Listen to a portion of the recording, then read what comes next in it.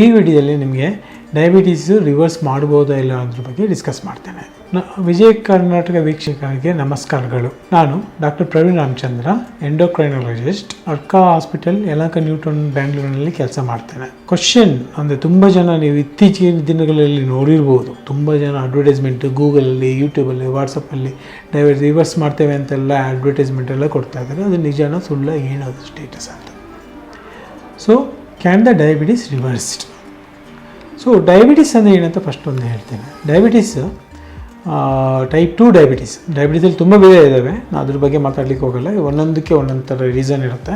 Type 2 diabetes ಏನಕ್ಕೆ ಈ ವಿಡಿಯೋದಲ್ಲಿ ಫೋಕಸ್ ಮಾಡ್ತೀನಿ ಅಂದರೆ 95% ಆಫ್ ದಿ ಡಯಾಬಿಟೀಸ್ ನಾವು ಏನು ನೋಡ್ತೀವಿ ಪಬ್ಲಿಕ್ಕಲ್ಲಿ, ಅದು ಟೈಪ್ 2 ಡಯಾಬಿಟೀಸ್. ಏಜ್ ರಿಲೇಟೆಡ್ ಏನು ಬರುತ್ತೆ, ದಪ್ಪ ಇದ್ದವ್ರಿಗೆ ಏನು ಬರುತ್ತೆ, ಅದಕ್ಕೆ ಟೈಪ್ 2 ಡಯಾಬಿಟೀಸ್ ಅಂತೀವಿ. ಅದ್ರ ಬಗ್ಗೆ ಈ ವಿಡಿಯೋದಲ್ಲಿ ಮಾತಾಡ್ತೇವೆ. ಇದು ಏನಂತಂದರೆ ಒಂದು ಕ್ರೋನಿಕ್ ಡಿಸೀಸ್ ಡಯಾಬಿಟೀಸ್. ಇದರಲ್ಲಿ ಏನಾಗುತ್ತೆ,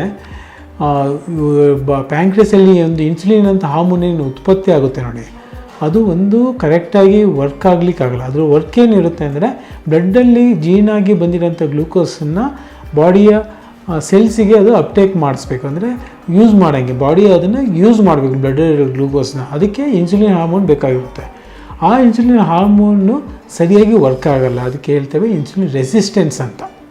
ಮತ್ತು ಇನ್ನೊಂದೇನಾಗುತ್ತೆ, ಡಯಾಬಿಟೀಸ್ ವರ್ಷಗಳು ಕಳೆದ ಹಾಗೆ ಡಯಾಬಿಟೀಸಲ್ಲಿರೋ ಪೇಷಂಟ್ಸಿಗೆ ಪ್ಯಾಂಕ್ರಿಯಸಿಂದ ಇನ್ಸುಲಿನ್ ಪ್ರೊಡಕ್ಷನ್ನು ಕೂಡ ಕಮ್ಮಿ ಆಗುತ್ತೆ. ಸೊ ಒಂದು ಇನ್ಸುಲಿನ್ನು ಇರೋದಕ್ಕೆ ಸರಿಯಾಗಿ ವರ್ಕ್ ಮಾಡಲ್ಲ, ಇನ್ನೊಂದು ಇನ್ಸುಲಿನ್ ಪ್ರೊಡಕ್ಷನ್ ಕಮ್ಮಿಯಾಗಿ ಇನ್ಸುಲಿನ್ ಲೆವೆಲು ಕೂಡ ಕಮ್ಮಿ ಆಗುತ್ತೆ. ಇವೆರಡು ಡಯಾಬಿಟೀಸಲ್ಲಿ ಇನ್ಸುಲಿನ್ ಹಾರ್ಮೋನ್ನ ಒಂದು ತೊಂದರೆಗಳು ಅಂತ ಹೇಳ್ಬೋದು. ಹಾಗೇನಾಗುತ್ತೆ, ನಾವು ಊಟ ಮಾಡಿ ಜೀನಾಗಿರೋ ಒಂದು ಗ್ಲೂಕೋಸು ಬ್ಲಡ್ಡಲ್ಲೇ ಉಳ್ಕೊಂಡು ಬ್ಲಡ್ ಗ್ಲೂಕೋಸು ಜಾಸ್ತಿ ಆಗುತ್ತೆ.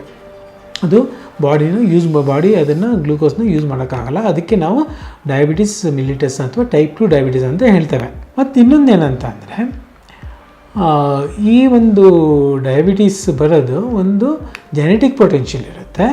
ಅಂದರೆ ಜೆನೆಟಿಕ್ ಪ್ರಿಡಿಸ್ಪೋಸಿಷನ್ ನೀವು ಕೇಳಿರ್ಬೋದು, ಅಪ್ಪ ಅಮ್ಮಂಗೆ ಡಯಾಬಿಟೀಸ್ ನಿಮಗೂ ಬರೋ ಚಾನ್ಸಸ್ ಇರುತ್ತೆ.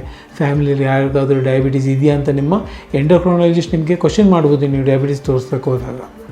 ಸೊ ಅದೊಂದು ಪೊಟೆನ್ಷಿಯಲ್ ಇರುತ್ತೆ. ಮತ್ತು ಇನ್ನೊಂದು ಜೆನೆಟಿಕ್ ಒಂದು ರಿಸ್ಕ್ ಇರೋದ್ರಿಂದ. ಇನ್ನೊಂದೇನಾಗುತ್ತೆ, ನಿಮ್ಮ ಲೈಫ್ ಸ್ಟೈಲು, ತುಂಬ ಹೊತ್ತು ಕೂತೇ ಇರ್ತೀರಾ, ಎಕ್ಸಸೈಸ್ ಮಾಡಲ್ಲ, ಜಾಸ್ತಿ ಕಾರ್ಬೋಹೈಡ್ರೇಟ್ಸ್ ಅನ್ನೋಂಥ ಪದಾರ್ಥಗಳನ್ನ ಅದೇ ಅಗತ್ಯಕ್ಕಿಂತ ಜಾಸ್ತಿ ಊಟದಲ್ಲಿ ಸೇವನೆ ಮಾಡಿದಾಗ ಅವೆರಡು ಲೈಫ್ ಸ್ಟೈಲಿಂದಾಗಿ ಡಯಾಬಿಟಿಸ್ ಬರುತ್ತೆ. ಸೊ ಈ ಏನು ಹೇಳ್ತಾರಲ್ಲ ಜನ, ಡಯಾಬಿಟಿಸ್ ರಿವರ್ಸಲ್ ಮಾಡಿಕೊಡ್ತೇವೆ ಹಾಗೆಲ್ಲ ಅಡ್ವರ್ಟೈಸ್ಮೆಂಟಲ್ಲಿ ಹಾಕಿ ಮಾಡ್ತಾರಲ್ಲ, ಅದು ನಿಜಾನ? ಯಾಕೆಂದರೆ ಇದು ಟರ್ಮ್ ತುಂಬ ಇಂಪಾರ್ಟೆಂಟ್. ಡಯಾಬಿಟೀಸ್ ರಿವರ್ಸಲ್ ಅಂದರೆ ಡಯಾಬಿಟೀಸು ರಿವರ್ಸ್ ಆಯಿತು, ಕ್ಯೂರ್ ಆಯಿತು ಅಂತ ಅರ್ಥ. ಅದು ಆಗುತ್ತಾ ಈ ಕಾಯಿಲೆಯಲ್ಲಿ, ಆ ರೀತಿ ಎಲ್ಲಾದರೂ ಪ್ರೂವ್ ಆಗಿದೆಯಾ ಅನ್ನೋದಕ್ಕೆ ಆನ್ಸರ್ ಇದು ಆಗೋದಿಲ್ಲ, ಇದು not possible. Thank you very much.